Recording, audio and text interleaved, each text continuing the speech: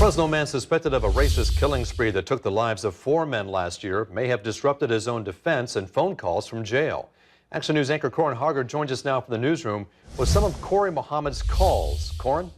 Warren, the defendant is in the middle of a mental competency trial to determine whether his murder cases move forward or get stalled while he goes to a mental hospital for treatment. But prosecutors argue he seems to be faking any mental health issues. Interviews with the accused murderer convinced 2 psychiatrists he was paranoid, delusional, and psychotic. Dr. Richard Kendall says he claimed to have thought control, and he used it to commit mass shootings years before the killing spree in Fresno. Indicated to you that he believed he caused Jared Loeffner to kill the people with Gabby Giffords? That is correct.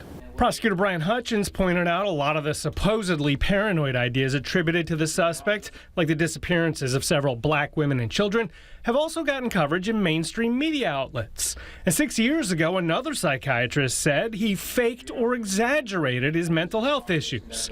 Dr. Michael Barnett based his diagnosis on words straight from the horse's mouth. He told me that he had been arrested for fraudulent checks in 1997.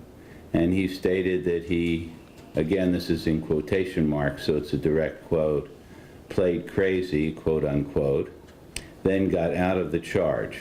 He told Dr. Barnett he tried it again in a federal case, but that time it didn't work.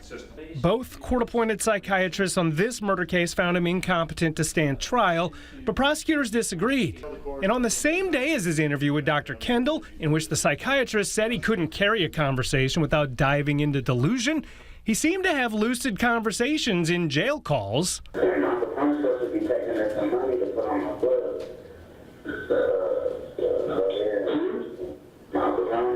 In another jail call after a court hearing, he discussed adjusting his frequent courtroom interruptions based on a judge's ruling against media coverage.